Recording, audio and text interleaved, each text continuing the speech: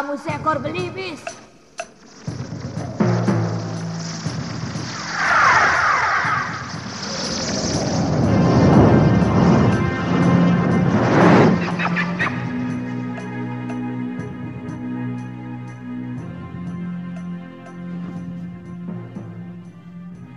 Sebenarnya, aku ingin juga mengabdi pada Gusti Putri.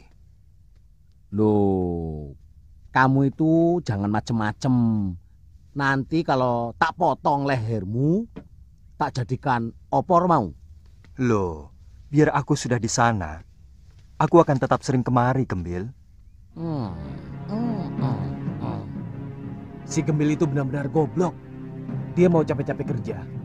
Padahal di bawah pohon ini ada harta karun yang mahal harganya.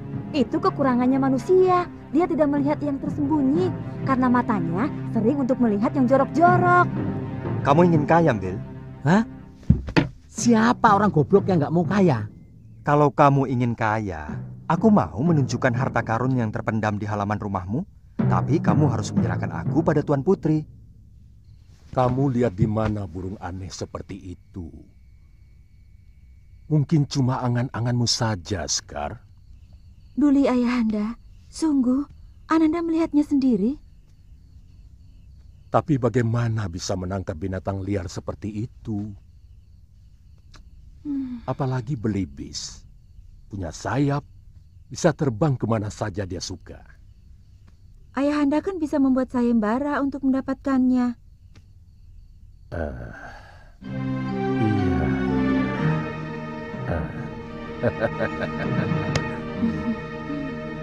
Besok.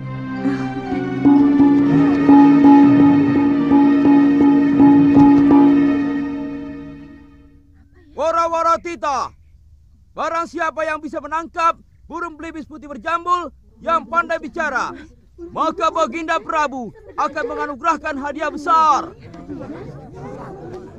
Bagi pemilik belibis yang dengan sengaja atau tidak sengaja berusaha untuk menyembunyikannya, akan dikenakan hukuman seberat-beratnya.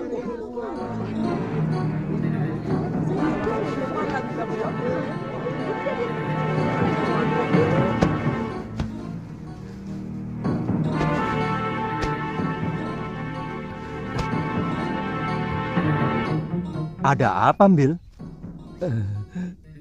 Bunyinya sudah dekat.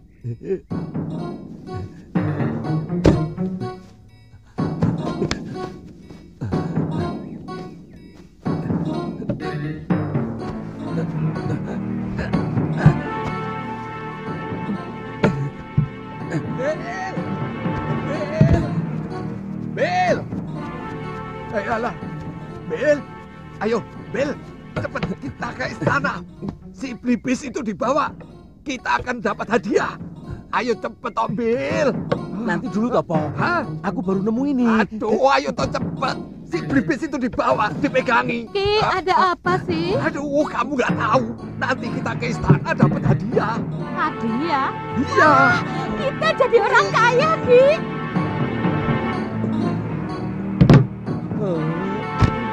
Loh, anakmu malah tidur. Iya, anak sampean bareng gitu. Kenapa sih, Le? Bil. Bel, Waduh, ini kok kayak begini sih. dicari orang tua kok malah. Loh, Malah kelenger, Nyi. gimana sih? Peti itu ada apanya? Apa ada ularnya apa, Nyi? Jangan-jangan ada hantunya. Ki, hati-hati. Saya mau tahu apa isinya itu. Hati-hati. Hati-hati. Capekku. Sama hantu saja kok takut. Oh.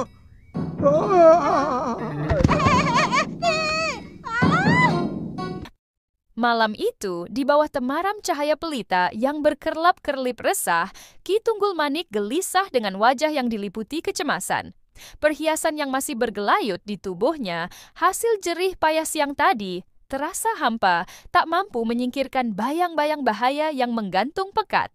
Setiap sudut ruangan seolah memantulkan ancaman yang semakin mendekat, menciptakan suasana mencekam yang menusuk hingga ke tulang. Di sisi lain, si Gembil menangis tanpa henti. Air matanya mengalir deras, membasahi pipi pucat yang menggigil ketakutan. Hatinya hancur, terombang-ambing antara cinta yang tulus kepada burung belibis kesayangannya dan ketakutan akan bahaya yang tak terhindarkan. Segala harapan serasa luruh, menyisakan rasa putus asa yang menyesakkan. Iya. Sudah, tidak apa-apa, Bil. Aku pasti sering main kemari. Kalau kamu kangen, kamu tenang saja, Bil. Tidak mungkin, jangan gigit. Kalau kamu sudah dekat sama putri yang cantiknya seperti bidadari itu, kamu pasti lupa daratan, lupa sama aku. Daripada kamu digantung, ayo. Betul kata Blibis itu. Udah diem, jangan nangis. Di sini udah gede ya. Mewek.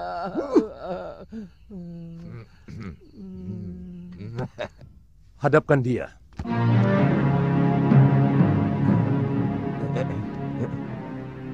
Suruh masuk.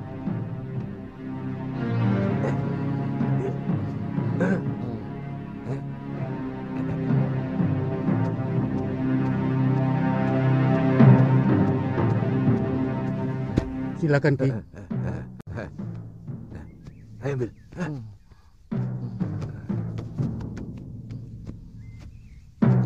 Gusti Prabu sesembahan hamba. Hamba mau menyerahkan Blibis putih yang pandai bicara, yang punya anak hamba. Aduh, matur. Hamba ikhlas menyerahkan sahabat hamba ini, Gusti. Tapi hamba mohon... Apa permintaanmu, Cah Bagus? Memang ada hadiah untuk itu. Hamba tidak mengharapkan hadiah, Gusti. Cuma hamba mohon, setidak-tidaknya sebulan sekali, hamba boleh bertemu dengan si Putih. Hamba sedih berpisah dengan dia.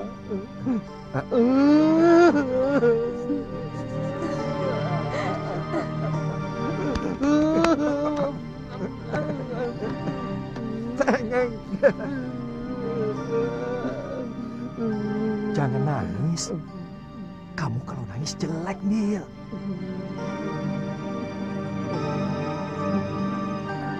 Bolehkan dia bertemu dengan si Jambul sebulan sekali? Kau boleh ketemu si Jambul sebulan sekali?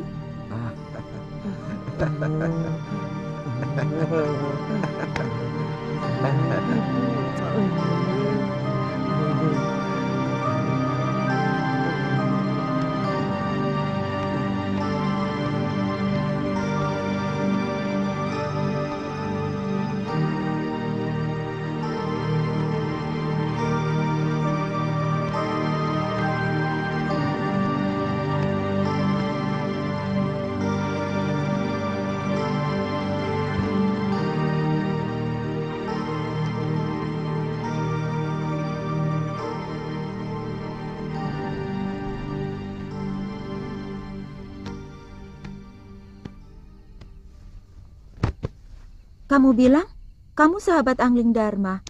Kenapa kamu sampai kemari? Hamba mencari beliau. Kasihan. Beliau berkelana karena kematian permaisurinya. Oh, kenapa dia tidak beristri lagi? Tentunya banyak wanita cantik di negeri Malwapati. Mungkin beliau sedang mencari seorang putri yang benar-benar cocok dengan hati nuraninya. Sayang Gusti Prabu belum melihat Tuan Putri. Kalau sudah, wow. Kenapa kalau sudah melihat? Beliau pasti naksir. Tuan Putri jangan marah ya. Terus terang Tuan Putri sangat cantik.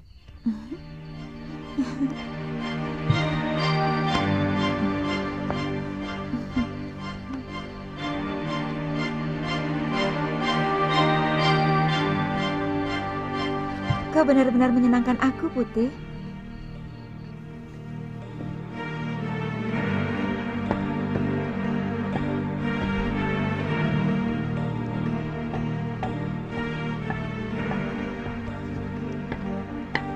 Terkadang hampir terlintas dalam pikiran saya untuk bunuh diri. Sejak mengawini Nila Saroya, hampir tidak pernah Kakang Mahasyura mendatangi saya. Saya merasa benar-benar dilecehkan oleh Kakang Empuh. Saya kira tidak perlu Nyai Dewi sampai melakukan perbuatan itu. Saya yakin suatu saat guru pasti akan menyadari kekeliruannya. Saya sudah tidak tahan, Gramya. Apalagi semenjak Saroya hamil. Saya menjadi sampah yang tidak ada harganya sama sekali. Sabar, Nyai. Kata orang-orang tua, sangat tidak bijak melawan suami yang sedang kasmaran.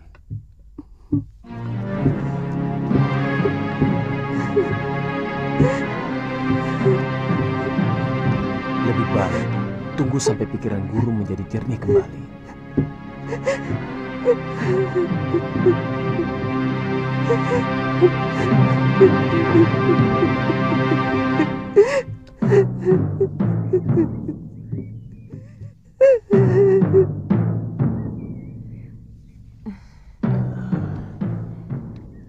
Sebaiknya Nini tidak usah ikut latihan. Saya takut kandungan Nini akan keguguran. Terus terang, dari Ninilah saya mengharapkan anak laki-laki yang begitu saya dambakan.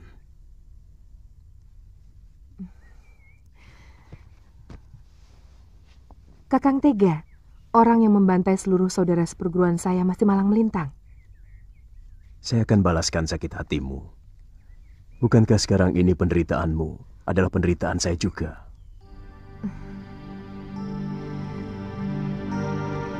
Setiap dekat dengan Kakang, saya selalu takut kemesraan ini akan berlalu. Bagaimanapun, saya hanyalah seorang madu. Nila, saya tidak pernah membedakan antara istri pertama atau madu. Apakah selama ini saya pernah memperlakukan Nini sebagai madu? Atau Nini menginginkan sebagai istri pertama?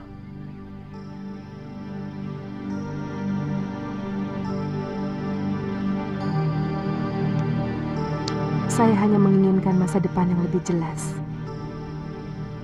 Karena hanya Kakanglah orang yang saya cintai dan saya dambakan.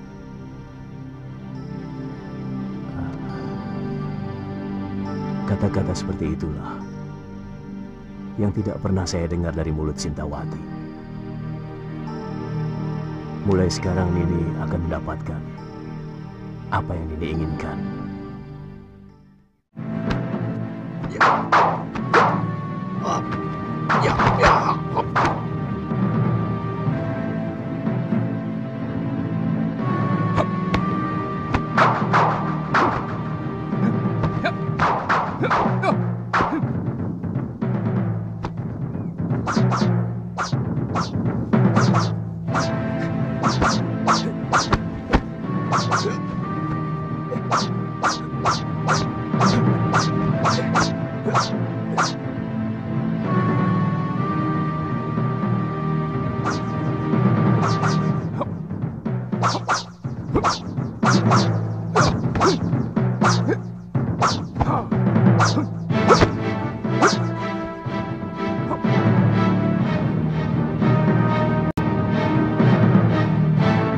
Suliwa ternyata telah mampu melakukan ilmu dasendria.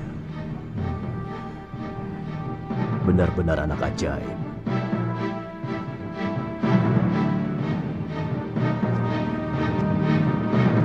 Luar biasa. Kakang Suliwa sudah bisa melakukan bagian dari ilmu dasendria dengan baik.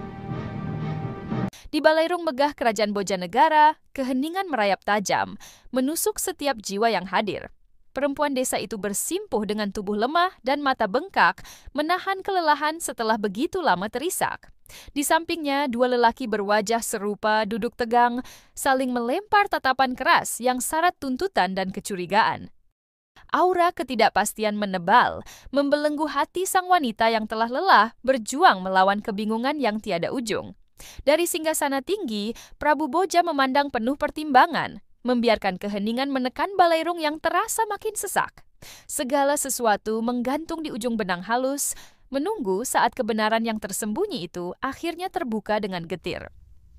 Ayolah, Kang. Aku benar-benar ingin madu dengan sarangnya. Tapi ini sudah sore, Suri. Tidak baik sore-sore begini keluyuran ke hutan.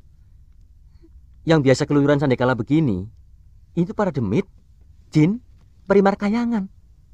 Walah, Kakang. Untuk calon anakmu ini loh. Apa Kakang tega kalau nanti anak kita suka ngiler?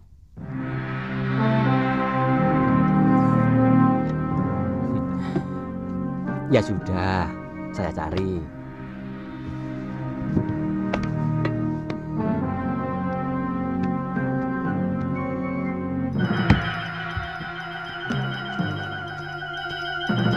Wong ngidam kok yang aneh saja, minta sarang tawon. Mana sudah sore lagi.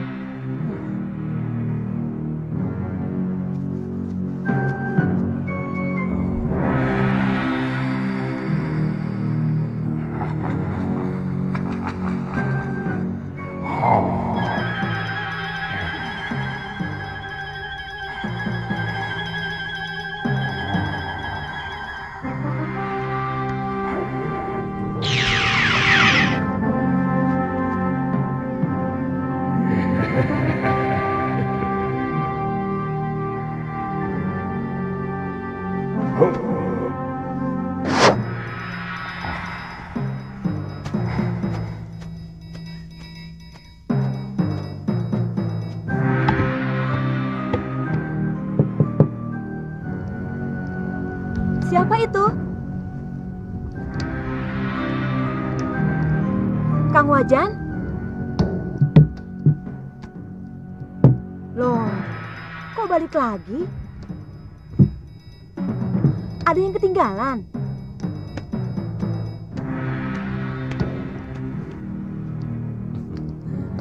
Kok sudah pulang, Kang? Dapat madunya? Ini? Sarang tawon kan hal yang sepele.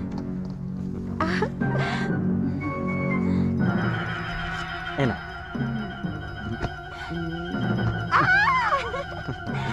Apa-apaan sih, Kang? Masih sore kok. Ya, hitung-hitung upahnya toh, Nyai. Sampean kok bau pandan sih, Kang? Sarang tawonnya di pohon pandan.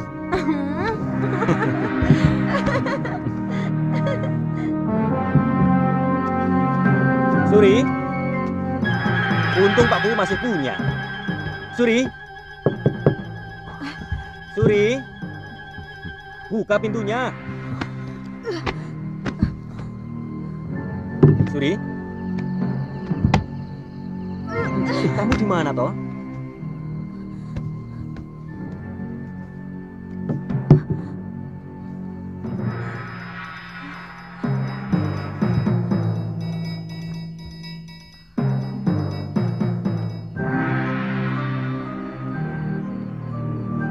Kamu kenapa, Suri?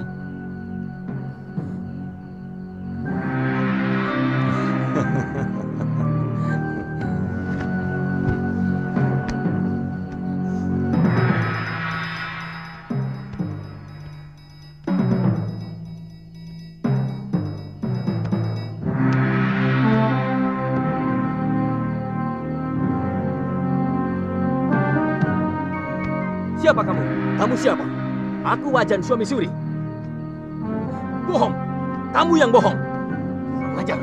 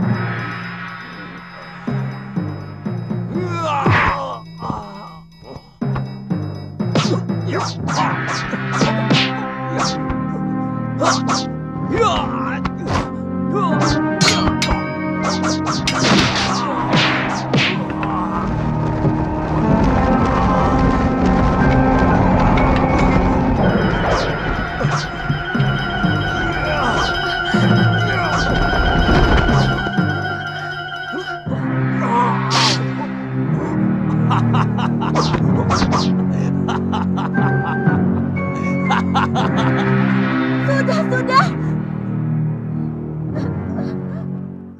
Berilah kearifan paduka kepada kami.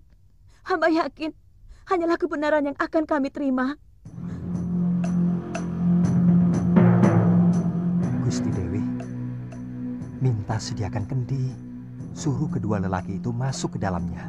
Yang bisa, dialah yang palsu. Ayo cepat.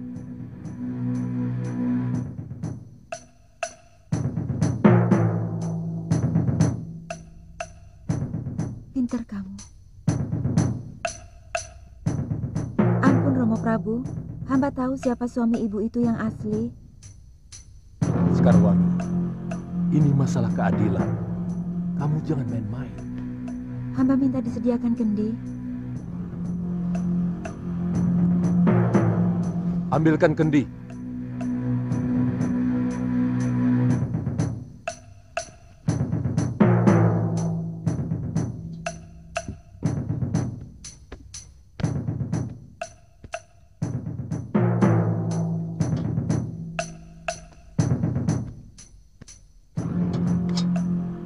Siapa di antara kalian yang bisa masuk ke dalam kendi ini? Dialah suami yang asli.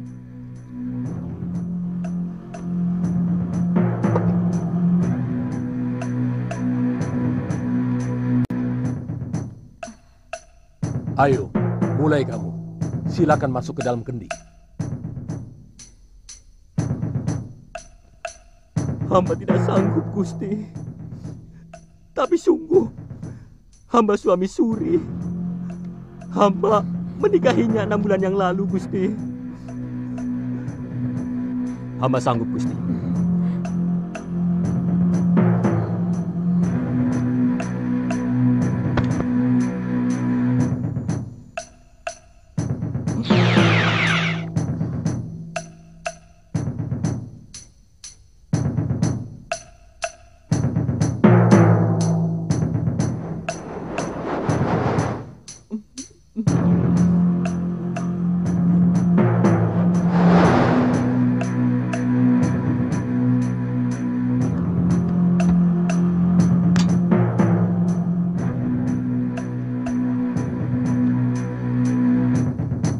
Dia pasti yang palsu, Romo Prabu. Dia genderuwo yang menyamar sebagai suami ibu itu. Kamu cerdas sekali, anakku. Hebat. Bukan saya, Romo Prabu, tapi si Putih yang membisiki saya. Oh.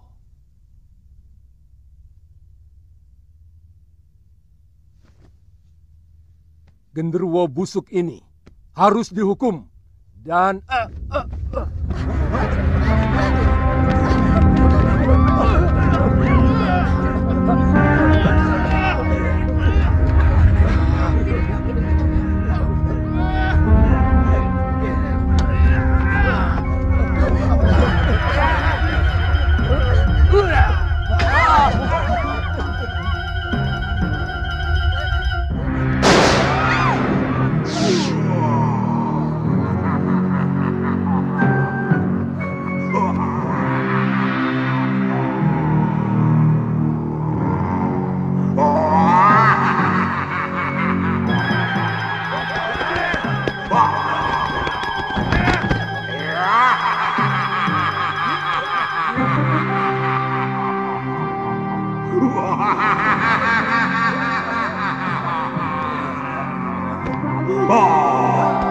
tangkap dia.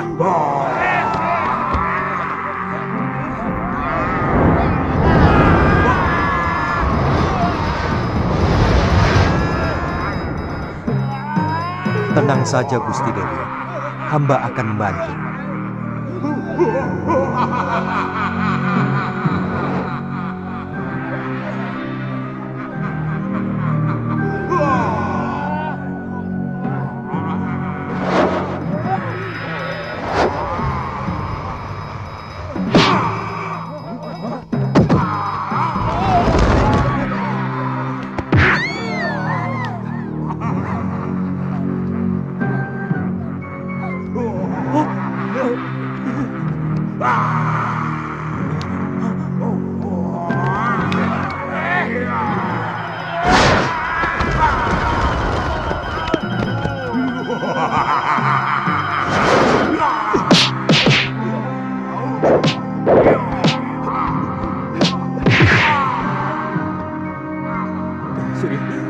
Bangun, Suri.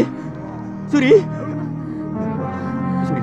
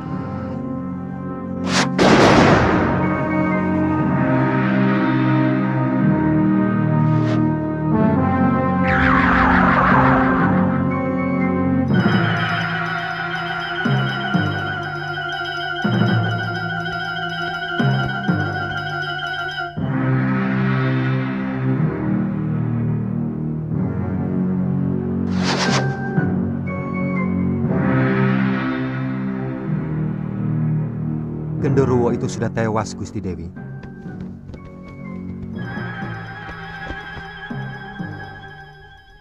Genderuwo yang menyaruh itu sudah mati.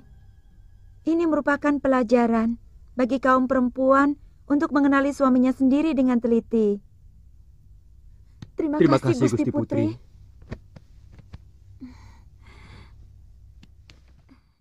Di sudut sunyi istana, Dewi Sekarwangi terduduk kaku. Napasnya memburu dalam dada yang bergemuruh oleh rasa takut yang tak berkesudahan. Bayang-bayang tragedi yang menimpa perempuan desa itu terus bergema di pikirannya, menyisakan luka batin yang seolah tak pernah sembuh. Setiap tatapan pada burung belibis kesayangannya kini diselimuti kecurigaan dan kecemasan yang tak mampu ditepis. Ketakutan bahwa di balik bulu lembut itu tersembunyi sesuatu yang jauh lebih gelap. Janji dan keyakinan yang pernah ia genggam terasa goyah, ditelan rasa was-was yang tak kunjung reda. Dalam diam yang memilukan, air mata jatuh satu persatu, menandai keputusan yang mengiris hati, melepaskan burung itu, meski seluruh jiwanya terasa hancur dan kosong.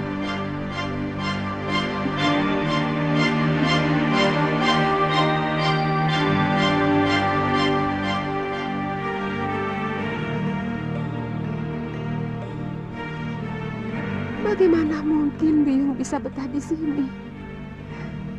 Sementara bopomu dengan istri mudanya itu selalu bermesraan di hadapan Biyung.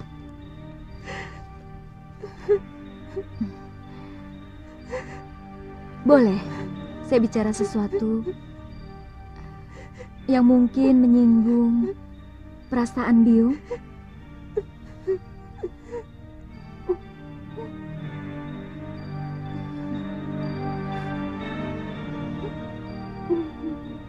Terus terang, berita tentang hubungan Biyung dengan Gramya yang kamu dengar? Terus terang, saya tidak tahan mendengarnya, Biung. Semua murid padepokan menggunjingkan Biung telah berselingkuh dengan Gramya. Jagat Dewa Batara. Fitnah apalagi yang harus saya terima? Bahkan Paman Darpasyura sudah mengadukan Biung kepada Betara Ring Sedayu. Dia pembantu rumah kita. Mana mungkin Biung berselingkuh dengan orang yang derajatnya lebih rendah dari Biung sendiri. Memang dia begitu penuh perhatian terhadap nasib Biung. Tapi tidak lebih dari itu. Tapi kata Paman Darpasyura, dia melihat dengan mata kepalanya sendiri, Yung. Pamanmu dari dulu memang benci pada Biung. Karena dia menginginkan Kakang Mahasyura mengawini saudara dari istri Darpasyura sendiri. Waktu Biung melahirkan kamu, dia yang repot. Karena Biung melahirkan seorang anak perempuan. Semenjak itu, ayahmu selalu mengatakan kalau dia ingin punya anak lelaki.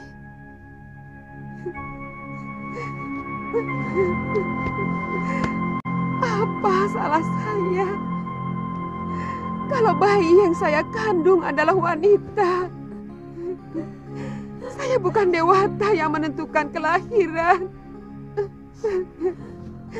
Saya hanya mengandung benih ayahmu. Apa salah saya?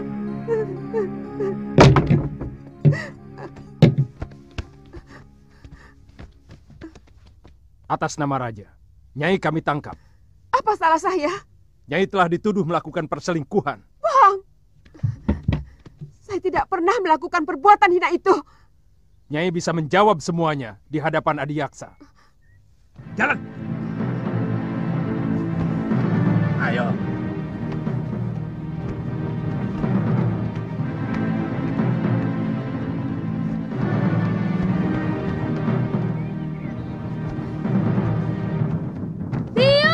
Jangan ikut campur ini. Kamu bisa dituduh melawan raja. Dan hukumannya, kamu akan dibuang ke Pulau Momonga. Dia Biung saya. Tuan harus memberitahu Bapak lebih dahulu sebelum membawa Biung. Sudah, Galuh. Ayahmu sudah tahu. Biungmu pantas menerima hukuman. Karena dia telah menyiramkan kotoran ke Padepokan Sugaluh. Bohong! Paman telah memfitnah Biung. Biung, jangan pergi, Yung. Biar Galuh, biar pamanmu dan perempuan itu puas. Dari dulu kamu memang belum puas memfitnah aku, Darpa. Bawa dia. Jalan. Ayo. Jalan, jalan. Bawa lelaki durjana itu kemari. Ayo.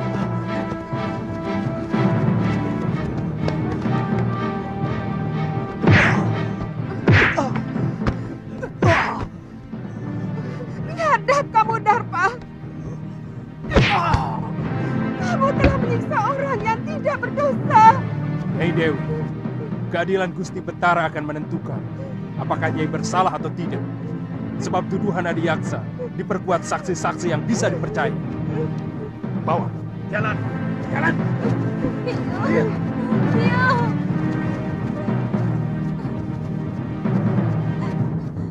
Mana Bapak? Mana Bapak? Bapak! Bapak!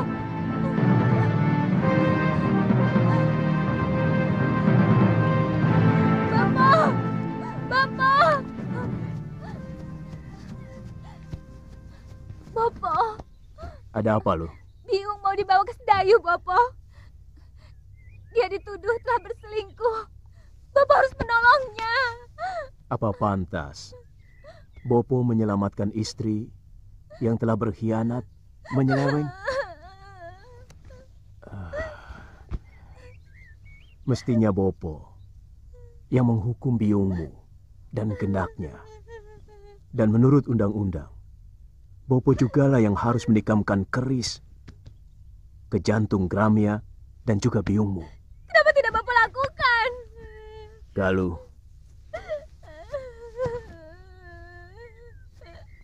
kamu belum bisa untuk mengerti persoalan orang tua. Memang barangkali ini bukan kesalahan biungmu semata. Apa yang dilakukan oleh biungmu mungkin juga adalah kesalahan Bopo yang selama ini tidak pernah mengunjungi biliknya. Tapi tidak berarti dia boleh mengkhianati hak Bopo sebagai seorang suami. Apa Bopo sudah menyelidiki dan menyaksikan sendiri perselingkuhan Biung? Saya sudah menanyakan langsung Bopo. Biung tidak melakukan apa-apa. Ini semua fitnah dari Paman Darmasyura. Apakah selama ini kamu pernah melihat Bopo sewenang-wenang loh? Bukan cuma pamanmu yang menyaksikan dengan mata kepala sendiri hubungan biungmu dengan Gramia. Itu kenapa Bopo menyerahkan keadilan kepada Betara Risedayu supaya biungmu bisa melakukan pembelaan.